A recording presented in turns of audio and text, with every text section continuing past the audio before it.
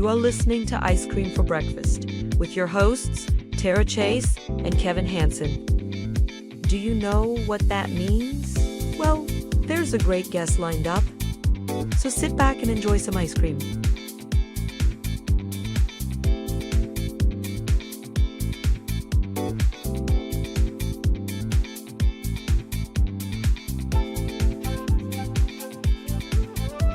We are going live for Ice Cream for Breakfast. We are so excited about our guest today. He's kind of famous. Really famous. We don't always get all the famous people. They become famous. Right. Yeah, that's what we make famous people. This is the gateway. This is good. I never heard that before. We usually talk about how we make ourselves laugh over ice cream, but this time, not so much. We already have someone famous with us today, and I'm excited to introduce him, but Joel is with us. Joel, say hi. Hey, guys. Thanks for letting me come have some ice cream with you this breakfast.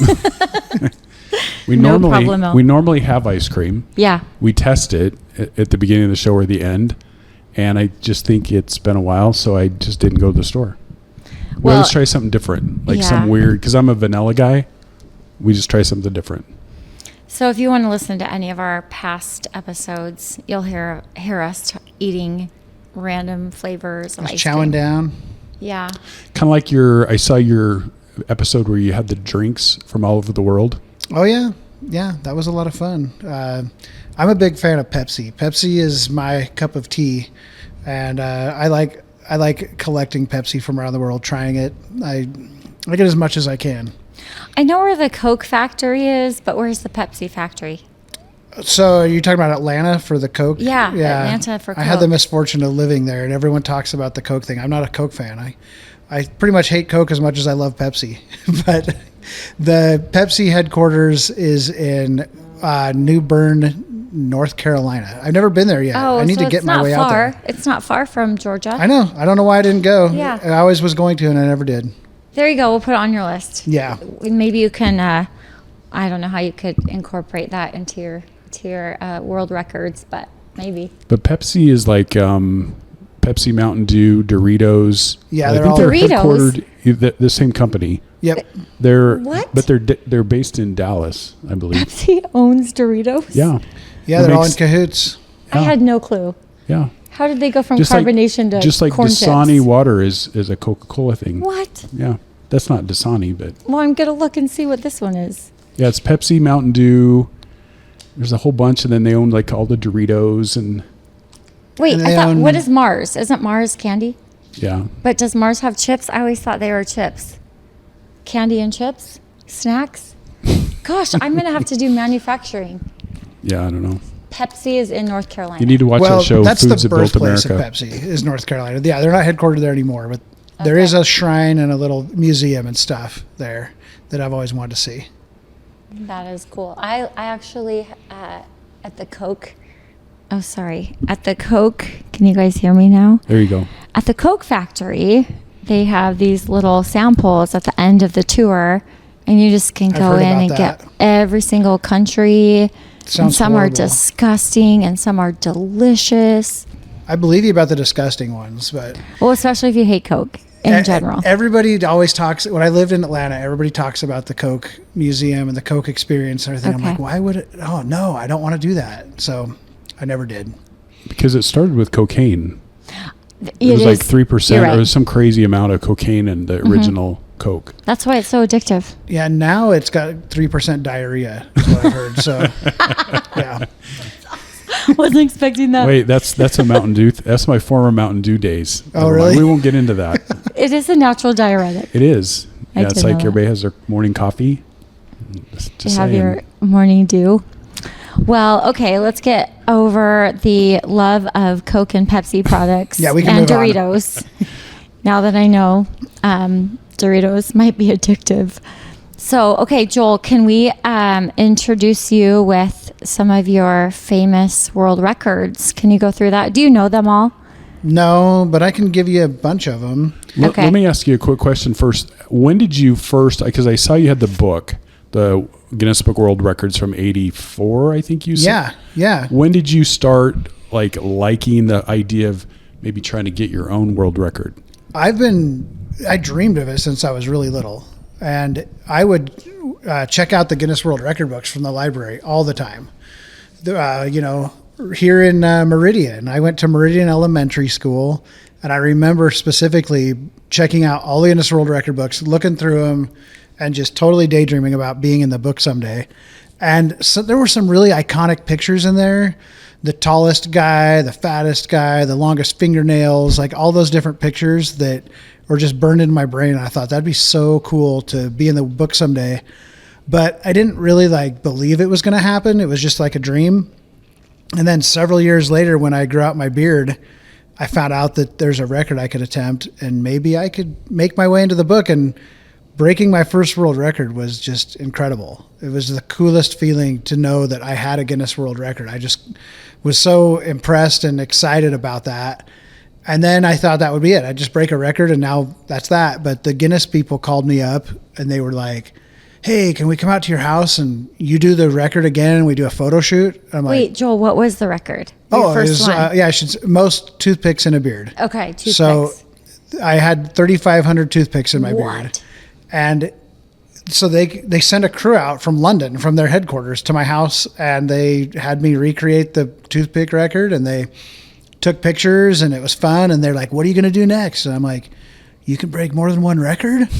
They're like, yeah. That's so cool. So then I just was like, heck, if I can fit toothpicks in my beard, what else can I fit in my beard? And I just went from there. How long did it take for you to put that many toothpicks in your beard? That record took almost 3.5 hours. Wait, so you have to do it all live? Like you're having to count as you Well, insert. they were pre-counted. Those toothpicks were. I had pre-counted boxes of them. Yeah. And so I knew kind of where I was at by how many boxes of toothpicks I'd put in. Oh my gosh. Okay. But yeah, and it took a long time. And when it takes that long, when you're slowly putting weight on the front of your face, what happens is your neck and your shoulders start to hurt.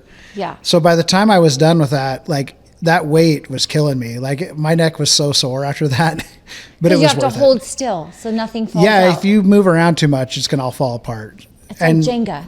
Yeah, Jenga it is. in your beard. And after a while, it gets pretty precarious because, and I would push it, how many can I get in here? And I'm starting to realize if I keep pushing this, it's all going to fall apart. So I had to know when to quit.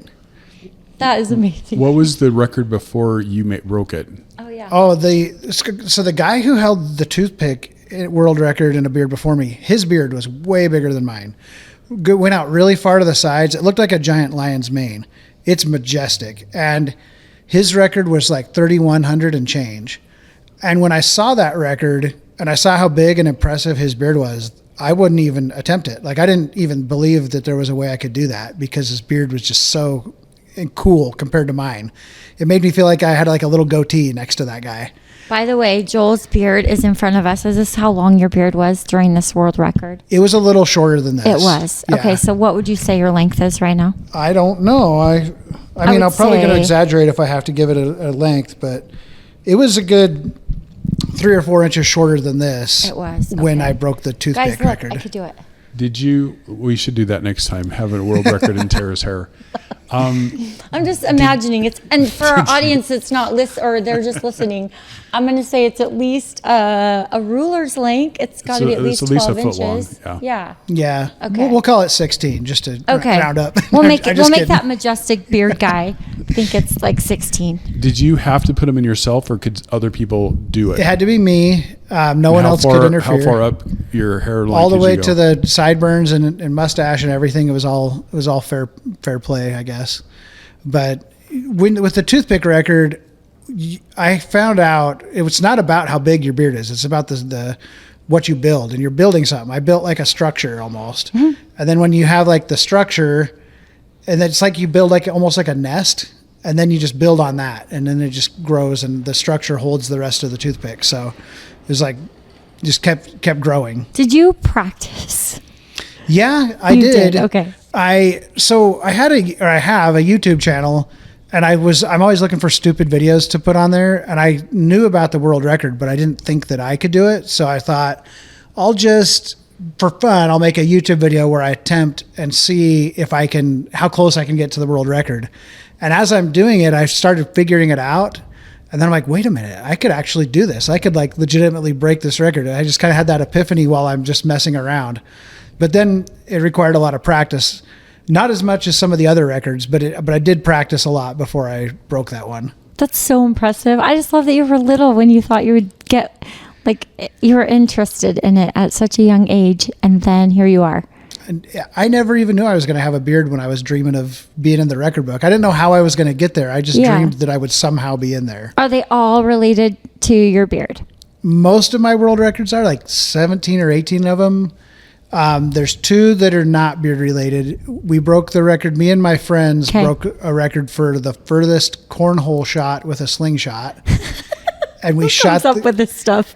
I want to play. I got a friend named Luke. Yeah, well, actually, Luke he's a big tailgater. He loves tailgating, and he has this whole tailgating like presence on social media. And he had this cornhole idea, but he wanted to partner with me and my friend Smythe to do it. So we launched a cornhole bag over 50 yards into the cornhole. So there's that one. As though it went in. Yeah, it has to go right in. You have to make it. Yeah, and it took all day. So that took forever. It took like 12 hours and like almost 700 tries. One for 12 hours. That's a good We just kept launching bean bags all day. So I could probably have thrown it that far back in the day. So could you have done that? Just throw. Oh yeah, can you break so a there world is a record, different record for the farthest cornhole shot, but this one was specifically longest cornhole shot with a slingshot. Yeah. These things. Okay, let's just take a little break. What would you want for your world record? So we were talking about this the other night. And when I was a kid, I was fascinated by that book too, but I never thought I would do it. But there was, I don't know if this is even a record. I mean, sure, I'm guessing everything is a record if you want to make it. Be. But mine was to put a baseball bat in my hand, the end, and have it standing straight up, and keep it. Just balance it for balanced. The longest. Yeah, I was like, that was going to be the record I wanted to break. You'd be so buff, like holding your arm out like that. I'd do it for like 5 or 10 minutes, and then I'd just get bored. And that's not about the balance; it's about the strength of your arm, the endurance of your arm. Like how long could you do that? That'd be the thing. My grandpa used to make me put a penny in my hand and stick it out. And the first sister that dropped her arm, we would lose. It was for like $5. You didn't get the penny? I did get the $5. If I held the penny out the longer than my sisters, I would get $5. So I would think that physical endurance ones are probably the hardest. Sorry. Wouldn't you think the physical endurance things you've got to do for an extended period of time? Yeah. Yeah. I mean, it's all kind of like running a marathon at some point, you know. How long can I keep this up before I just decide it's not worth it? And I guess one gift I have is the ability to do something stupid for a long time. Like I will, once I commit to it and I want to do it, like I'm all in. And Joel, that's called patience. That's not stupid. Well, that's I mean, patience. like a lot of people would see this cornhole thing and they'd say, like when you're shooting a cornhole bag that far, there's so many factors and variables that adjust it, and you have to be precise. It's not going to hit the board and slide in when it's going that far, because once it hits the board, it's just going to bounce off. It has to be precisely in the hole for it to work. And so after a while, I think most people would be like, why am I even doing this after a couple hours or whatever?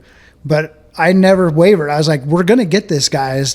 We're going to keep going, and eventually it's going to go in. It's all a math or a time game or whatever. Well, if it's hard for you, it's going to be hard for the next guy to do it. So you might as well just keep going till you get it. Yeah. Yeah. But isn't that kind of like the generation that is the younger generation now, where you see people like dropping a ping pong ball off a wall through this, into that. Yeah. And they'll sit there for hours. And it's just, that's what people do now is they spend a lot of, you know, like what? You aren't watching the same videos I'm watching. Apparently, I'm there's people trying to imagine the Goonies, and the ball goes down through the gate, opens this, and something like that. Come on in. But these guys will sit there and like they'll throw a ping pong ball like the top of the stairs, and it hits this and it does that, and they're really cool. And they try to get in a cup, and they'll be sitting there for like hours just throwing ping pong balls or tennis balls or whatever until it makes it. And the reel or the TikTok or whatever that shows it makes it that you don't know that person did that for all day before for sure. Or flipping the water bottle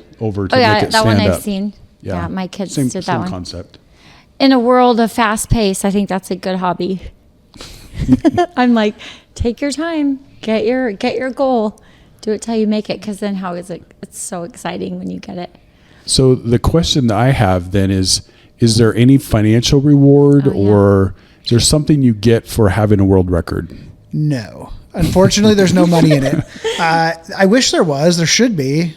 The only potential for there to be money in it is if, say, somebody wanted to partner with you and pay you to do something. And that happened for us recently. My friend Smythe and I wanted to break the Guinness World Record for most casinos visited in 24 hours. Okay. And we looked into it, and it was going to be super tough. The bar was pretty high, and the rules are super strict. You can't drive. You can't, you just had to take public transportation or walk or ride a bike.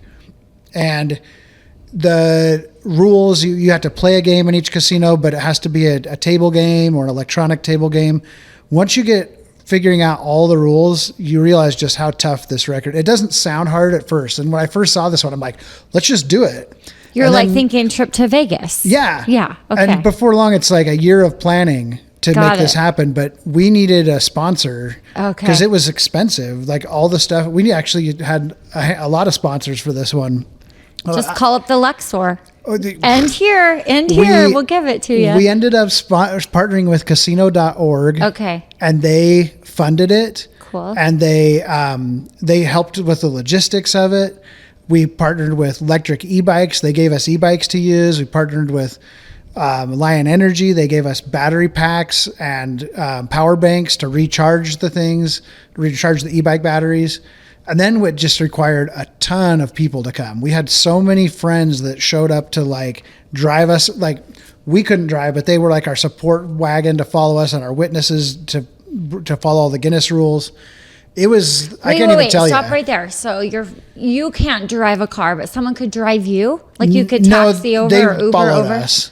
So we could never get in a car. We were either on our feet or on e-bikes the whole time. That's awesome. And it was over 100 miles around Las Vegas, just visiting all these casinos. Wait, how many casinos are in Las Vegas? It depends on how you define a casino, but the way Guinness defines, in order for it to qualify, you had to be able to play an electronic table game, not a slot machine. So none of these little like gas station ones or grocery store ones that they have so many of. You couldn't go to Fremont Street and get it all done. Fremont Street was the best because there's like 12 in a really small place. Small, yeah. I wish there were more places like that, but that's where we ended. Our final 12 were on Fremont Street. Okay. But it took so much to break that record. Wait, you did break it? Yeah, we broke it like a month and a half ago. Oh, I thought you said you were trying to get that one. We went down to Vegas in September, end of September, and broke that record. Oh my gosh, that's and it was 24 hours. 24 hours. But we had already been awake for like 12 hours when we started, and then about 10 hours when we started. And then afterwards, there was a lot of stuff we had to do when it was over. Mm-hmm. So we were up for about 2 days straight by the time we were all said and done. Yeah. How was your energy level after you'd been up for 24 hours or 36? What was that like for you? There would be waves. I feel like the hardest part energy-wise was when we were like 17 hours into the attempt, and it was really dark. We went from 11 a.m. to 11 a.m., I think. Or maybe it was 1. No, gosh, I don't even remember. But anyway, went from afternoon to afternoon. Mm-hmm. And we were so tired when it was dark right before the sun came up. But then when the sun came up, like I got another wind, like my 5th or 6th wind. Yeah. I can't talk, but it was, that was the toughest. But when the sun came up, it like re-energized us. Like all of a sudden we had another reserve of energy to keep going. Or you just ask for a monster, like, hey, we support. Did. Oh, we did. There were a bunch in the car, but we had to go into each casino, play a game. It didn't matter if we won or lost, but we had to play a game in each casino. And it was just a whirlwind. It was totally a marathon. I bet. And so someone has to video you the whole time. Yeah, we had a video team with us the whole time. The crew would swap out so that they could rest, but we had videographers with us the entire time. So, and they were sponsoring you? You didn't have to beg your friends to like... They were kind of hang both. With us at 24 hours. It was like a videography team that we know and we're friends with, but they were also they were hired by casino.org to do the videos. That is so awesome. Now, Kevin, you're going to go do one and I'll video you. Yeah, that's not going to Kevin, happen. which one are you going to win? I'm going to do the balance the baseball bat on my hand. No, I'm not. Let's find out how long that one is. I'm not saying anyone should watch this movie. There's been a movie out. It's a Stephen King movie called The Long Walk. Okay. Have you guys heard of this movie? I've heard of it. It was his first book. He started, I think, when he was a freshman in high school. Okay. And it's these boys who they have to walk at least 3 miles an hour until the last one. And if they slow down or they get 3 chances of like warning, and then they get shot. And the last boy alive wins all this money. Yeah, no. And they're like 5.5 days of it. And I'm like, there's no way you could do that. That's like Hunger Games. 5.5. Right. But just, weird sort of way. But anyway, so yeah, it's the physical What if endurance. you went 4 miles an hour? You could go faster. Okay. You just couldn't go under 3. Oh my word, this is So dumb. the whole movie is these guys walking down this rural road, really. Yeah. And having conversations with each other, and then one would break their ankle, or one would get sick, or whatever. Hop on it. Go. What? So Crazy. when you were a kid, when I was a kid, this Guinness Book World Record had Yeah. so many records. Was that all of them? And I would imagine now there's like a ton more. Like a records. volume. There's so many more than what you see in the book. Oh, okay. They only have so many pages to work with. Yeah. And I know some of the people there now. I've gotten to know them because I've been in the last 7 books, and I've built kind of a relationship with the Guinness people, and sometimes we'll plan things together. But Like a reunion? Like everyone come back. well, Share a story. Like we'll have some of my records have been Christmas themed, and I did like most beard ornaments in a beard. I did most candy canes in a beard. I'm planning. I saw that one. I'm planning another Christmas themed one to do soon. Like ornaments? Elf on a shelf, elf in a beard. Well, do you want an exclusive? Do you want to? Because Yes. this isn't like out there yet. But Yeah, let's tell our I'm in the audience. planning phases of most mistletoe Okay. in a beard, and Mistletoe. It'll be most by weight. So. Wait, someone has that before you. What No, is it's a new title. So it's a new title. Yeah, Okay. so I'm working with So the you're like Guinness the people first one. for Yeah, them to okay. finalize everything so that I Okay. can make the attempt and break it for the holiday for the Christmas season. But what is if there's no one to break it from, you're really just trying They'll to just go set big. a minimum, and Okay, then okay. what if I can pass that minimum, then I'll hold the record until someone somebody else breaks wants my to break record. it. Until I grow my beard Till out. Santa comes. Yeah, Right. exactly. Mm-hmm. Exactly. I'll go get one tomorrow and hang it off of this. Me too. I'll find a different one. No, mine would be like, I want to be like the oldest girl. They'd have to send me like, I was thinking about this when you were coming. I was like, what would I even challenge myself? But I want to be I figured the oldest girl that could get through boot camp. Oh, there you go. Yeah. Would they let me try You that? like G.I. Jane? Yes. G.I. Tara? Yeah, I would totally try it. Yeah, you'd kick butt. You have a think I feeling. would? Well, I guess it depends on which branch we're talking about. But I you'd want to kick- do Marine. The Okay, Marine so real Corps. boot camp, Yeah. yeah. Like they'd send me to the Crucible and everything and see if I could do it Oh man, at my age. Because there's a cap. Like I don't think, because one time I wanted to be in the Marines, but I think you had to be, like they stop you at 30 maybe. I don't So I know. would definitely have to like ask them for a waiver. Maybe you could just I don't want to serve. I just want to go through boot camp. you want them to No, I cater would this serve. experience for wait, you. Time out. It was coming to my mind because this week was Veterans Day, and I was thinking of how grateful I am. I don't think they would let me serve. I mean, I would totally serve if I could, but I just want to see if I could complete boot camp with all of the 18 and 19 and 20-year-olds. So is there a world record for most world records? Oh yeah, you should get it. There isn't, but here's what there is. There's Okay. the person who holds the most world records at a time. And Okay. the guy who holds the most Guinness World Records concurrently actually lives in Boise, Idaho. What? His name's David Rush. He's Okay. a buddy of mine, and I've collaborated with him on a couple records. Yeah. But he's different than what I've done. Like, so I have 20 titles. He's got like over 300. And he breaks records all the time. He'll see something and then he'll say, I'm going to figure out how to do that. Okay. And then he practices it until he breaks the record. And he'll pick things that he's not good at. He's done a lot of balance ones, like the baseball bat you talked about. You'd have to And- challenge Dave. Yeah. Dave, I'm coming after you. But he balanced Kevin like a Dave. running lawnmower on his chin What? for the longest time. Why would you do and that? stuff like that. Why would you do But- that? a riding this guy- lawnmower on his chin. And then it's the quickest shave of a beard Right, when it right. fell off. See, now I'm fortunate because he doesn't have a beard. If he grows out a beard, he's going to break all my records. But How do you know that? just- Have confidence. Okay, You got this. yes, yeah. I would break him right back. Yeah, David, you if would, you're listening. David, if you're listening. But I am totally fascinated because he will just pick. He doesn't think that anything's off limits, and that's why he's Okay. so good. Give He'll me, just give me an example. Besides the riding lawnmower. I don't okay. even know if that's real. Were you So kidding? he wanted to break the record for fastest mile run while blindfolded juggling. And he knows how to juggle, and he's a decent juggler. Yeah. And he's not like a world-class runner, but he's like a so-so runner or whatever. But then you add in the blindfolded aspect, and it changes everything because now you can't see what you're juggling. And if you've ever tried to run with your eyes closed, it's very hard because your body doesn't want you to. It thinks you're going to crash into something.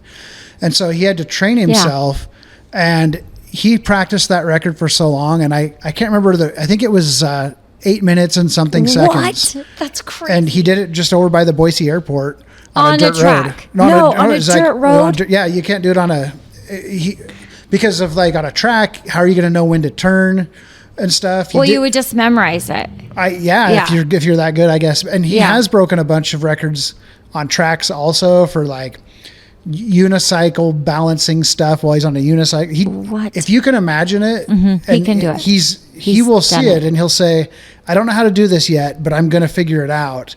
And I'm going to keep working on it until I'm the best in the world at it. And that's just what he does. It's incredible. His name's David Rush. Yeah. So I think he needs a bumper sticker that says, if you can imagine it, David Rush can break a world record doing it. It's pretty much the We truth. could invite him as. Oh, he's we, awesome. We met with Joel, and he said to ask you. We like Trump you. he's fascinating. Yeah. We should totally talk to him.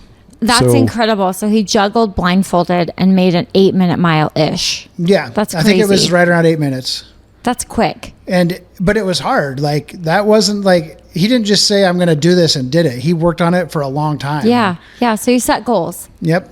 Yeah. And some. And that's a lesson I learned from him. Like I actually studied what he does. I talked to him a lot, and I learned that like people put limits on themselves, and they're like, well, this is the stuff I can do, and this stuff I can't do. Yeah. And for this guy, can't is not in his vocabulary. It's just not. And I kind of look up to him, and I try to like emulate that when I see a challenge. I'm trying to get the word can't out of my mind. I'm allowed to say like, I haven't figured this out yet, but I don't want to say can't about stuff because then it's automatically limited. I think you need to go be like a motivational speaker, because that's what we need to hear more. Like there is no limit if you set goals. That's really good. The largest scar on my body is about this long. Are you trying to win something? No, when I was 10, Okay. I grew up on a dairy out on the farm, and I ran down the road Blindfolded with juggling. my eyes closed, and I ran into a barbed wire fence. So you must be And I lacking only went that like part. 30 yards, maybe. I went like right into the fence. It wasn't like straight for a while. It was like right into the fence, and it's just right on my chest. So don't compete blindfolded. Note to Again, self. if there's a barbed wire fence next to you, don't do that. Yeah. Or even with your blindfold off, Right. Shouldn't do that. That's frightening. I thought that everybody had like a built-in thing that just didn't let them run because I have a really hard time running with my eyes closed. I tried to run in a cave or I tried to run in a dark hallway and my body slows me down and stops me because it thinks I'm going to hit something, but I guess you don't have that thing. This totally makes sense, though. 10-year-old This dummy. totally makes sense. I just connected sidetrack here. I just connected having the nightmare dream, and you're trying to run, right? You're asleep and it's dark, and you're trying to run and you can't go anywhere, and the boogeyman is coming after you, and you can't go. You just solved it. If there's really something that your body doesn't run when your eyes are closed. I'm going to go try it. It's the worst. So I'm building this cabin, and for the first 2 years, I didn't have any structure on the property, but I'd go by myself, and I had my little tent. And in Loma, Idaho, it gets very dark really early. Yeah. And I was like, I'm not going to build a fire for myself. That's weird. And so I would get out, and I'd go try to take pictures of the stars. Okay. And it was like even just walking in the dark where you couldn't see, I was like tripping over everything. It's not good. Anyway. Okay, so Joel, will you share some of these other 20 world records. Okay, I'll list as many as I can. As many as you can. remember. And then I want to ask you a question about something else in your life. Okay. So world records. So here are all the most in a beard records that I can think of: toothpicks, straws, golf Did you build tees. the same nest? There's a similar approach with them, but the medium you have to adjust. Okay. Okay. Those ones are pretty similar. Does everything have to touch hair on your beard? No. Could you build like a nest and you just fill it with stuff? Yeah. Actually, I should say yes and no. Some of the records that specify that it has to be touching the beard, but not like the candy cane record specifically says in the rules that the candy cane must be in your beard, not in other candy canes, which is kind of weird because I wouldn't be able to figure out how to build one big enough with candy canes that it could hold more candy canes anyway, because they're so slick and brittle and they don't flex or anything. So that's a tangent, but yeah, others don't say that, but I think it's kind of implied. But isn't it sticky? The candy canes were in wrappers. Ouch. Because once they snap, if they're not in a wrapper, then they're just going to fall apart. Yeah. Okay, so you had wrappings, the They were little still in mini the- ones? Like licking the No, they're candy full canes. size. They're full size, and you got them in your beard? Yeah, I have to see this one. Yeah, Where do I it's- see all these stuff? YouTube, Instagram, you decide. You Or need just to have Google like it. an Instagram of just all your records, like There- the final picture. I need to do that. I need to get That around would be to so cool. I need to And be I will better at follow social it. media. I'll follow it. I'll be like, follow. I'll put it on mine. Like, here's Joel, my friend, and all of his world record finishes. I do have a picture that has most of them all like in one collage. Yeah, that'd be cool. That's fun to look at. But so then there's chopsticks, plastic forks, What? I can't even imagine. clothespins, beard ornaments, the candy canes, pipe cleaners, barbecue skewers, Q-tips, and birthday candles. I broke that one on my birthday. My recent birthday, I broke most birthday candles Did you in have a to beard. blow them out? I did not burn them. They were not lit. That'd be a whole different thing. That would have been my last You record. should have lit one. The last one. But yeah, so I'm always I look at things differently. I see something and I'm like, how many of those can I fit in my beard? I wonder if that could be a record. You know, that's just the weird thing that happens. Yeah, because you've had everything in your beard. I can see why you would do that. And what does your wife and your kids think about this? All right, so my kids are so over anything I do. Like they're not impressed in any way. My kids could not be less impressed. Although I did catch one of them bragging to her friends about me. Okay. She didn't want me to know that she was. But since they were little, I've been breaking world records. And so they don't think it's cool. They're like, other my people do. dad's a world record breaker. And I've gone on a handful of TV shows and they're just like, nah, they don't even watch them. They're not impressed at all. But my wife is supportive. Okay. You know, but she thinks I'm a weirdo, but I guess a lovable weirdo.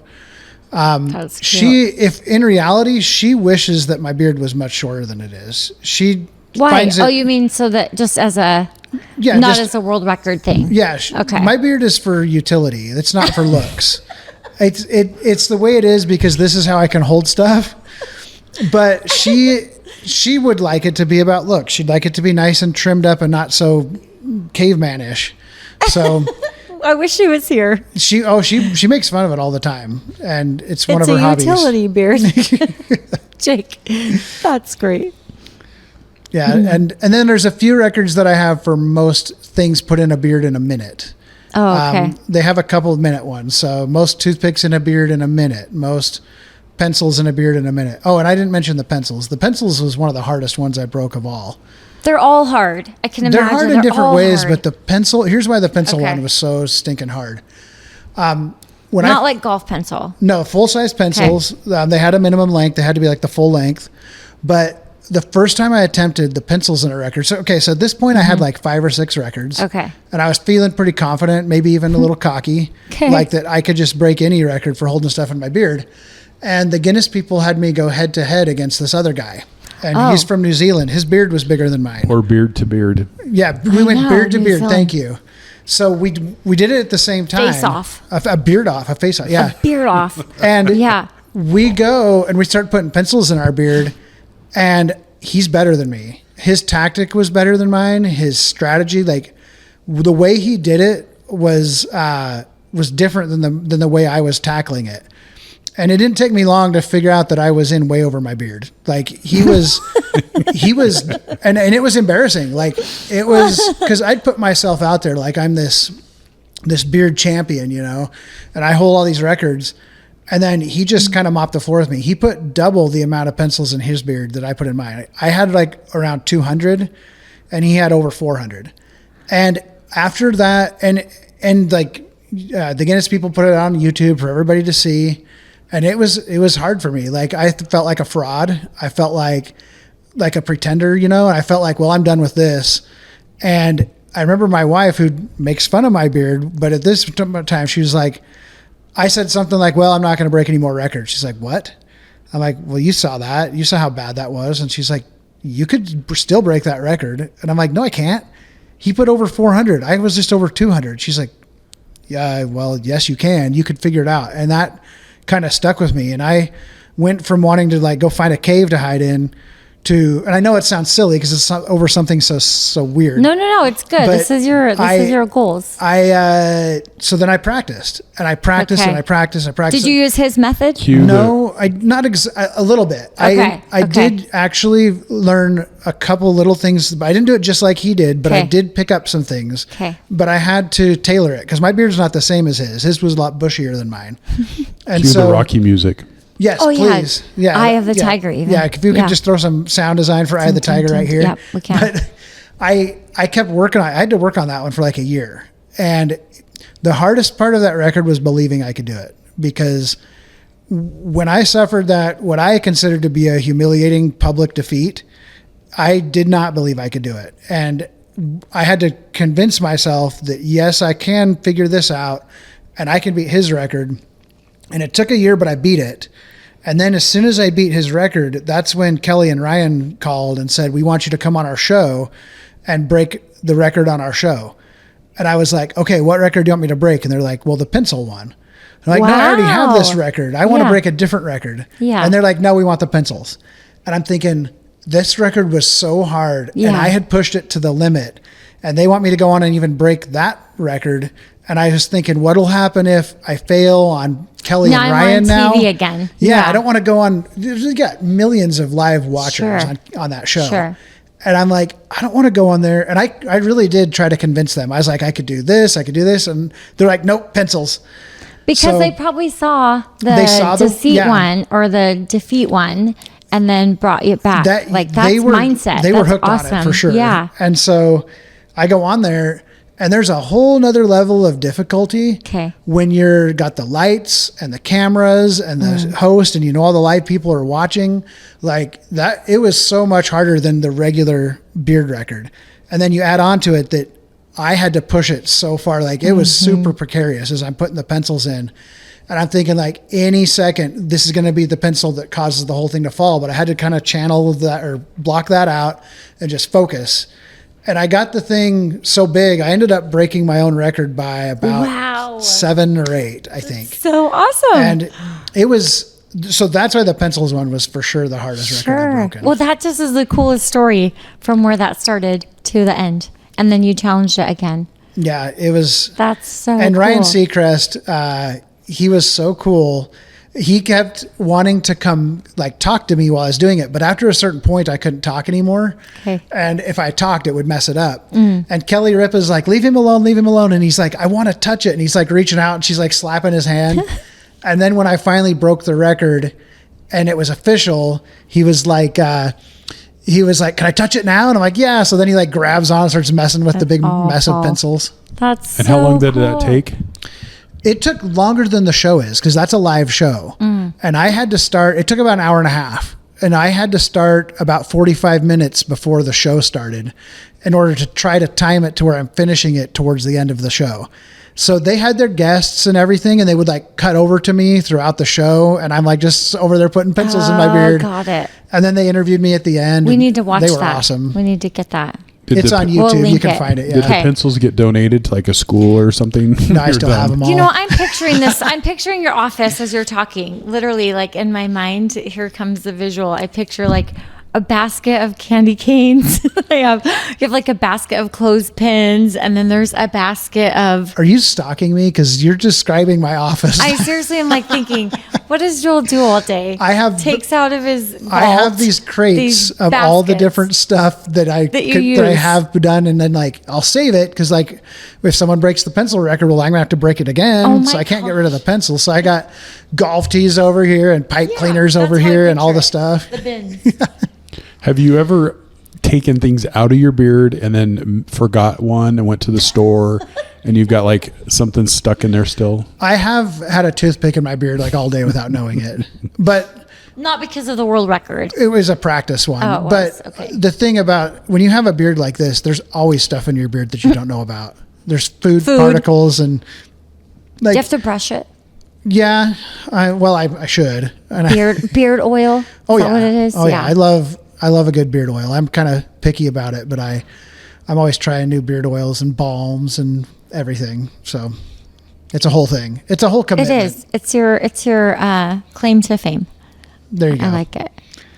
That's So you really went cool. to school initially to be in journalism. Mm-hmm. What was your goal after that? What were I had TV aspirations, but I kind of just did never do that. Like I'm still interested in TV, and I'm still totally enthralled by it. Like every time I've been in a TV studio or seen a production or been a part of one, I'm always like looking at what they do, and I'm asking them questions, and I just love it. But I never did that. It's still something that I'm interested in, but that's not the road that I followed, I guess. Was there a connection from that to The Amazing Race? Was there something just because it was on TV, or was that like a totally different The Amazing Race? So when I was in the Army and I got deployed to Iraq, Amazing Race came on the Armed Forces Network, which is like a hodgepodge. It just shows all different random American shows. And I watched it as often as I could. I totally got hooked on it. And this was like 2005. So the show was still kind of new back then. And I'm watching it and I was just like, oh, I could do this someday. I could totally do this. And I dreamed about it. And I'd watch the competitors on the show and I'd be like, oh, they did that wrong and I could do better. And I told people I could be on that show, but I didn't really believe back then that I would be. And my buddy Smythe, he was in my platoon and he was eventually my partner or my teammate on The Amazing Race. And he got deployed with me, but he got hurt. And he ended up getting sent home because he couldn't continue the deployment. And what I didn't know is that he's at home watching Amazing Race saying, I could be on that show someday. And I'm in Iraq doing the same thing. So we talked about it and we were like, oh yeah, we should apply to be on the show. But we didn't get around to it. And then we never lived in the same place for a long time. He stayed here in the Treasure Valley and I moved all over the place. But then finally, like 2 years ago, I moved back to Idaho, moved back to my home.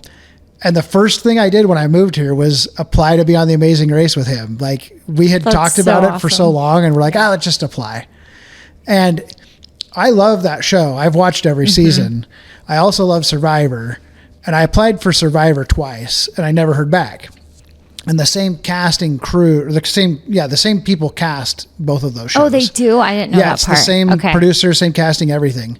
And so because I never heard back from Survivor, I didn't expect to hear back from Amazing Race. So when me and Smythe made our application video and we turned it in, I thought, oh, that's that. And I never expected. And did you tell him in your video, like, we've been wanting to do this Okay. Yeah, and you can find our application videos out on YouTube. I think we did a decent job. Somehow we made a good application video. We tricked them into thinking we're cool.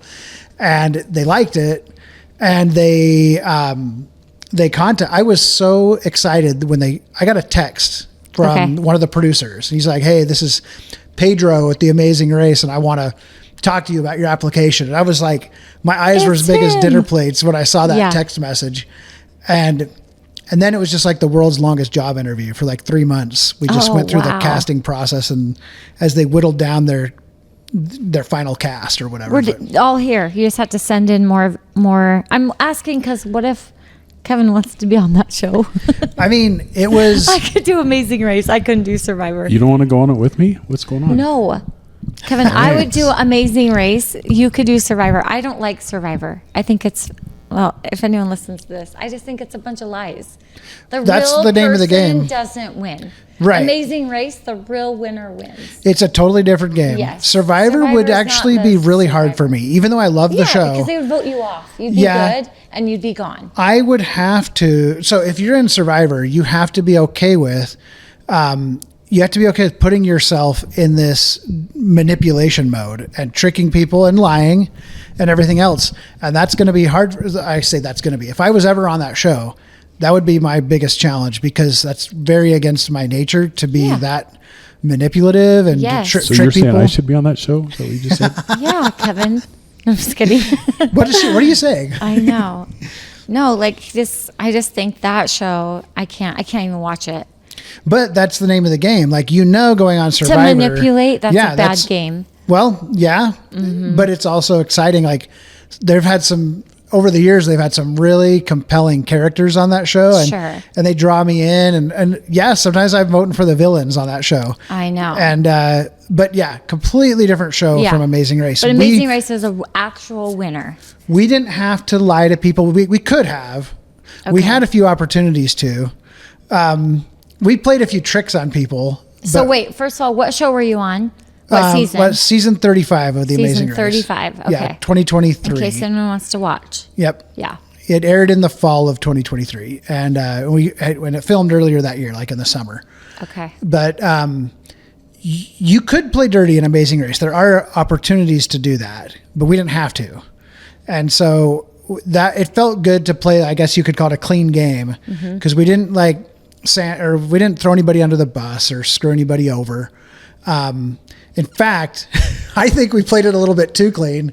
There was. I'm all good for you. Okay, so we got second place. You did by about a minute, and it was one of the closest finishes in the history of the show. Okay. But I like to give Smythe crap, because there was a moment when the team who eventually won. Yeah.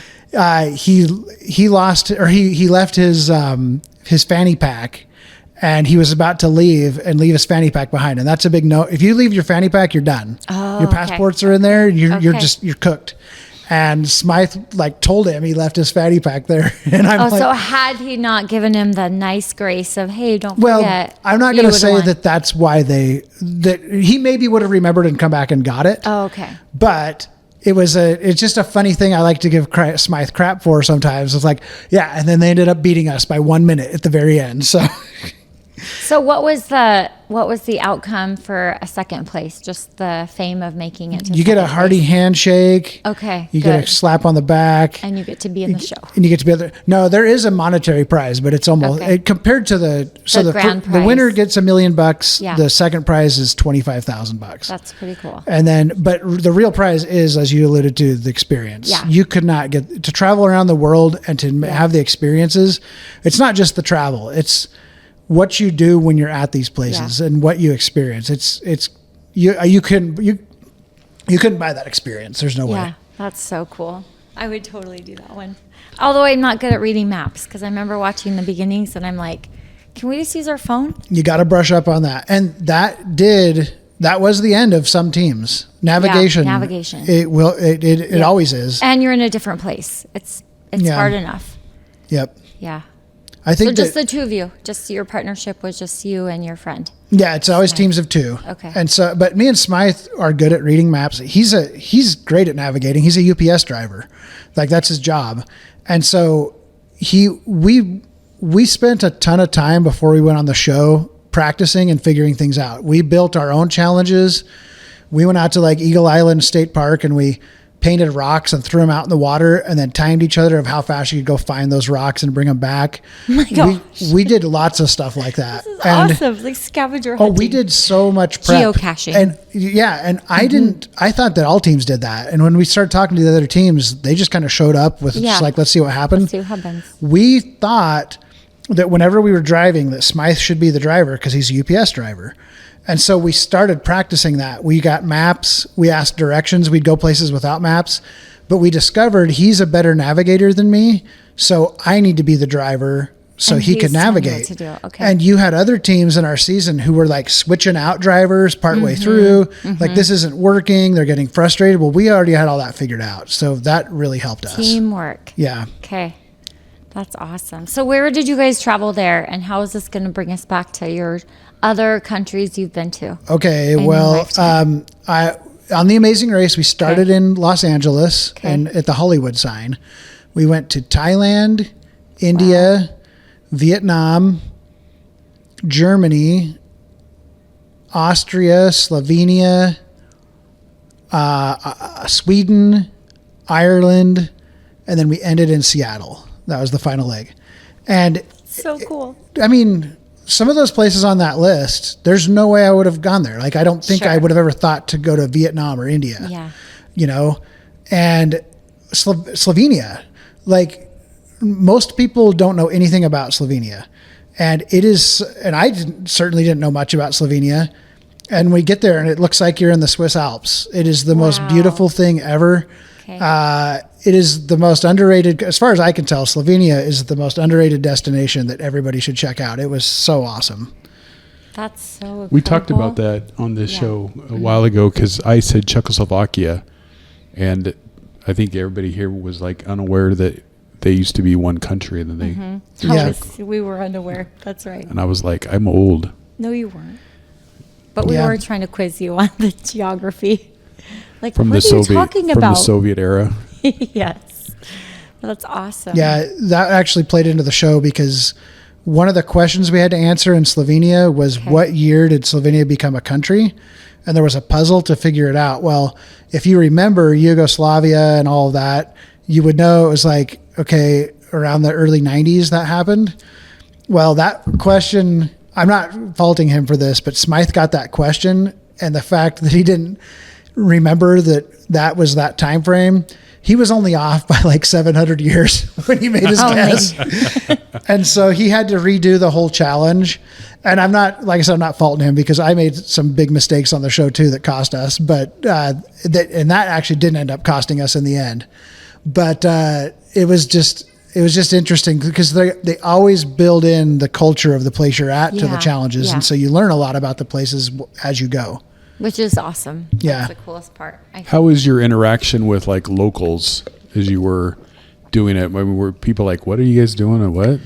Well, what you don't see when you watch the show, when you watch the show, you see the teams. You see them running around, and it's a team of two, but there's actually four. There's a sound guy and a camera guy with you at all times. And so if you're running down a sidewalk in India, the people in India look over and they see two people that don't look like them and And a camera. crew with them running. And it's weird to them. And they just will gawk at you, you know? And then when you get to a place where you're performing a challenge, India especially, people just like show up and just stand there. It's weird. Like they got nothing better to do. And they're just like, and it just grows. And pretty soon there's this big bunch of people just standing there Everyone's staring watching. at you. It's And they're an just like, amusement. what is this? But almost everywhere we went, the people were awesome and super helpful. Sometimes too helpful. Like they wanted to be helpful, but they didn't understand us because we didn't speak the same Sure. language. Like I'm asking people in Vietnam for directions to a hotel where you have to deliver these mattresses. And they very confidently told us it was one way, and it wasn't. It was the opposite way. And so we're carrying these heavy mattresses like way out of our my way word. because someone Yeah. really with Thought a lot they were of helping. Yeah, they Yeah. with a lot of confidence They told really us it thought was helping. the wrong way. Yeah. So that's what you do because you don't speak the same language. You don't have a phone to navigate with. You can't just Google it. You've got to figure out a way to get people to help you. And that's what you do everywhere you go. That's really cool. And how many countries have you been to? Your life? So Iraq and Kuwait, when I Okay. was deployed, I went on my mission to France and Belgium, and I've been to like Mexico and Canada. I think that probably hits them all. Luxembourg, Switzerland. You know, I love Europe a lot. I would love to visit everywhere in Europe. That would be my goal. But yeah, I do love to travel. and I love to experience new places a lot. That's cool. Yeah, Kevin's planning a trip. He's going to go. Tell us about yours really quick. Give Joel your story. Well, I write novels, and my first book was set in England and Scotland, and I just would like to go see how horribly I described the book and take a route starting in London and going south and then up into Scotland and just How cool. That would just be amazing. So yeah, that's my plan next fall, is to go to Scotland. Oh yeah. It's beautiful. And the funny thing is what I know about Scotland is from watching The Amazing Race. They've been there a few times, so I've seen, that's basically the majority of what I know is what I've seen on that show. Yeah. How did you like Ireland? Ireland was beautiful. But it was a stressful time because we were down to the final 4 teams at that moment. Okay. And so it's like crunch time. And the toughest challenge of the whole show happened when we were in Ireland. And one of the toughest things I did my whole life was that challenge. It was a river dance challenge. River dance. I had to learn how to river dance, and The mattresses would have been way harder for me. and that's the way I worked. I loved the challenges with the mattresses because I didn't have to figure anything out. I just had to sweat and grunt and carry heavy things, and I can just do that. Figure out what hotel they're going to. But the river dance, I had to perform I think it was either a 30-second routine, or maybe it was 60. Is it 30 or 60? And Will you do it for us right now? Absolutely, I won't. And it was so hard. It was so hard for me. Dancing is I can't think of anything more foreign to me than dancing. And this dancing was very meticulous. Did you get someone is it where your to arms are coach you? straight down and you got to do the little Yeah, but at times the arms had to do things too. And Sometimes the arms had to. There were This is classic. You might have to show us. We're on. We can move the camera. No, you just got to look it up. You got to look it up. Go to Paramount Plus, watch Okay. Amazing Race. There's plenty of embarrassment. Someone taught it to you. Someone teaches it? Because Okay, we were at the actual Riverdance stage, the one in Dublin. Actual one. It's called the Gaiety Theater, and it's iconic if you're into that. I didn't know that. The people we were dancing with are uber famous. Like the guy that taught me how to river dance has like 2 million followers on social media or whatever. I had no clue who he was. I found that out later when people are like going gaga over my dance instructor. I'm like, I don't know. He was cool, I guess. Maybe it was after you. Like, hey, he did it. Yeah, that's got to be it. But he was super patient. Yeah. But it's like he's trying to teach an ape how to dance. And I was not the best student he's ever had, for sure. And so that challenge, we arrived, so 4 teams left. If you get in 4th place, you're done. If you get in 3rd place or higher, you go to the finale, and now you're racing for the final leg for $1 million. Yeah. We arrived at the theater in 2nd place. We left in 4th place by a long shot. Like the team that left 3rd left a good half hour before I was done, before I finally passed the dance challenge. But I had to just do attempt after attempt after attempt. And all I could do, I knew that the only thing I could control was my attitude. It really was it, because I don't have the skills of dancing, and I've never developed them. It was so hard, but so I just painted this big stupid grin on my face, and I just kept telling myself, I can figure this out. I will figure this out. I'm going to get it. And I just kept trying. And every time I failed at it, I learned like a little bit more. And eventually the judge gave me a thumbs up, and I got to pass the challenge. That's so cool. I know we're going to have to river dance. We have some people in our audience. I'm like, let's go learn it. You could count me out. Dun, dun, dun, dun, dun. I don't know I've had either. my fill of river dancing. Is it like country line dancing? Because every song No. has As a new matter of line fact, dance it's now funny you should say that. In 2025. The team that finished 3rd in that challenge Yes. are from Texas, and Steve is the guy who on that team had to do the river dance, and he does country line dancing, and he struggled like crazy with the river dance. Really? But he got it before I did, like though. So the line dancing helped him at least some. I am going to watch that one. Isn't it kind of like a tap dance, but they're like kind of straight, but then you do little... Yeah, it's like clogging. Clogging? It's like That's Irish what it is. clogging. I don't know. I'm not an expert enough to be able to give it an expert analysis on what it really is. I just know it's freaking difficult. That's all I know. Did you have to wear, I like, would still be on the clothes stage currently 2 years do your later, still trying to do it. Yeah, and if I hadn't said I know I can do this and smiled, I would still be too. Like, honestly. Then you'd be in the Guinness Book World Record for For the longest river dance. river dance. He's still dancing. He's now opened a shop here in Boise, Idaho. You can go take lessons from gosh. Joel on river dancing. Yeah, I had no exaggeration. I had months of nightmares after the river Really? dance. After that challenge? I dreamed I was river dancing No. and trying to pass the challenge fruitlessly for months. And then Aw. I think about the time I finally started getting over that was when the show aired, and then it started all over again.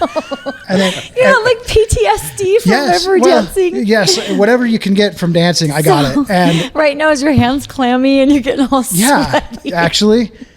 And It's I'm called, like, it's called the heebie-jeebies because of the Bee Gees.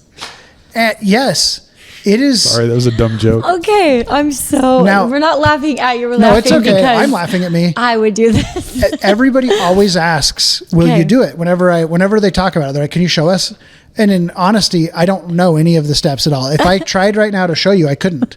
But it's like if you've ever crammed for a test and then passed it and then forgot everything, that's kind of what that was. But the same day in Dublin, the next challenge or two challenges after that was a pub where I had to memorize a really complicated poem, and I had to go into this loud pub where everyone's singing and dancing and sloshing their beers, and I had to recite the poem to the bartender to get my clue. And it was hard, but Roses are red. No. It was a Violets are weird blue. poem. And I went with a different poem, but anyway, go ahead.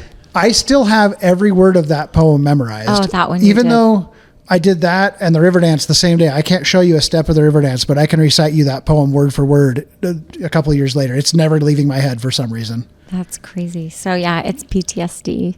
Sorry to tell you. There once was a man from Killarney. No, never mind. Is that a real one? No, I'm just. Oh, I'm like, trying to that be kind of funny. sounds right. Sounds like a good limerick Yeah, in the making. it does. You could get it. Wow, that's impressive. Well, the only thing I have in common, Joel, is I don't have a beard.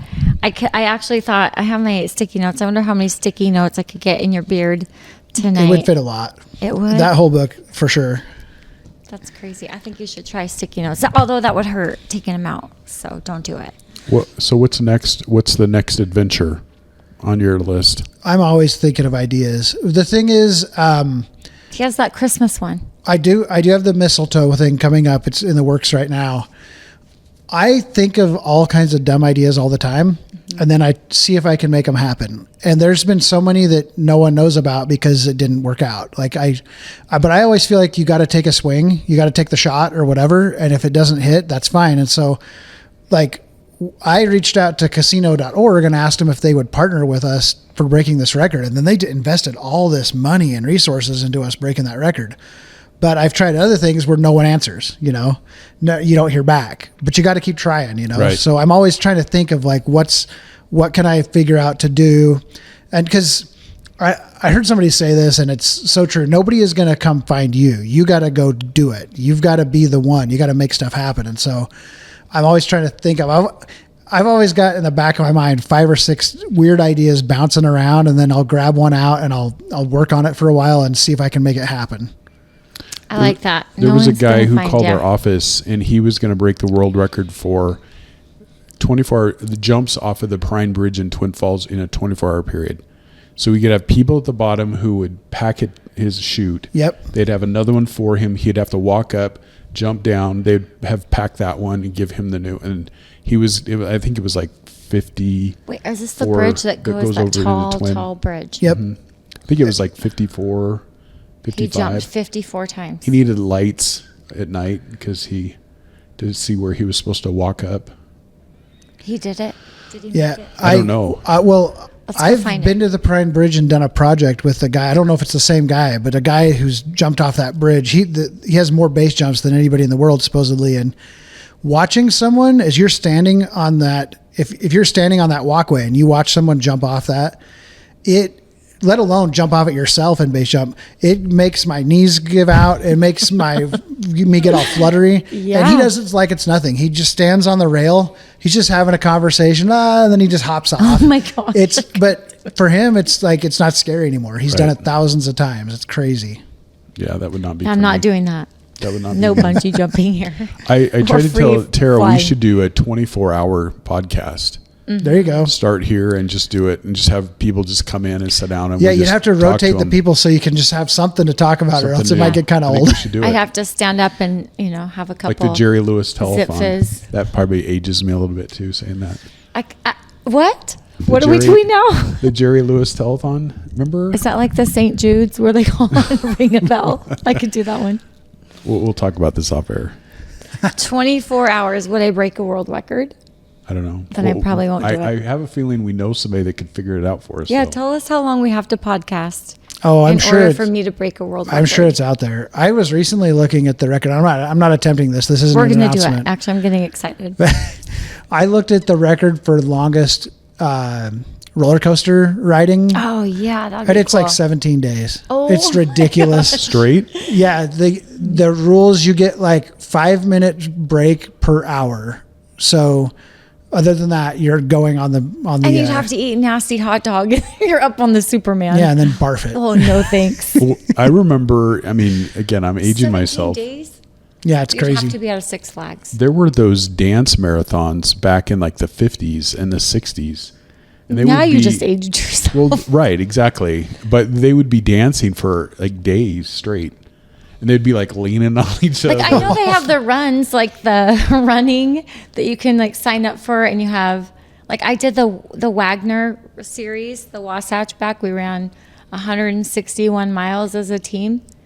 My Oh, niece, those look awesome. That was crazy. my niece who listens to our show, Oh yeah, that's right. Hi. she did one from St. George to on bikes for Oh, 24 that'd be hours fun, too. or something. So they Yeah. did like 2 or 3 hour stretches. Yeah, this is probably nothing for Joel. He's like, so that's one day. We're like, how much practice do I need? How much charisma? I need some longevity. I could never sit in one place and put things in my hair. But I'm gonna jump on that. I'm gonna say, as Maybe long I as you could. say I Maybe never could, you I won't. will never try it. Yeah, you're But- right. Now I'm gonna tell you I'm gonna try it. All of a sudden, I'll show up next week and pencils will be popping out I'll of my put hair. stuff in your hair for you. You can just sit You there and will? I'll do it. Oh yeah. Just Okay, what are weed. you gonna put in my hair first? I don't know. We'll I'll think about it. Make sure I improve. Fish hooks. We can just like Really? stick fish hooks. Ooh, I will could never get that could out. get dangerous. Just on That it. would be awful. You would never get that out. I would be bald afterwards. Kevin's not allowed to be around my hair. Stay back. No, interestingly enough, thank you, Joel, so much for coming. Your It is story my is genuine pleasure. fantastic. Yeah, it was a great conversation. There's been some good ice cream. Yeah, we owe Joel some ice cream. We do. I accept gift I'm cards. going to get the biggest scoop of ice cream world for you. record scoop. Biggest and the world record scoop. Exactly. All right. Anything else, Kevin? Nope. You got to say what you say. What do I say? Cha cha cha. Oh, yeah. Cha, cha, cha.